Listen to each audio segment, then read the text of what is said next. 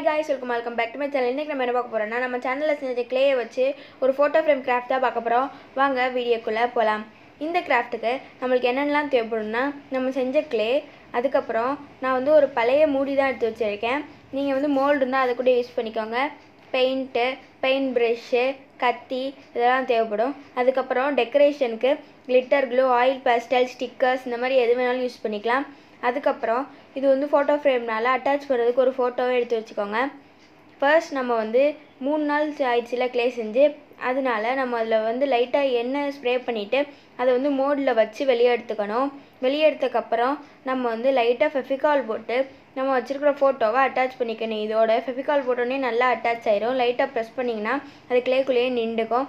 அதுக்கப்புறம் இதை பெயிண்ட் பண்ணி உங்களுக்கு பிடிச்ச டெக்கரேஷன்ஸ்லாம் செஞ்சு இது பின்னாடி மேக்னெட் ஒட்டிங்கன்னா இது ஒரு magnetic photo frame. Bye guys, மறக்காம சேனலை சப்ஸ்கிரைப் பண்ணி லைக் பண்ணி கமெண்ட் பண்ணிங்க. பாய்.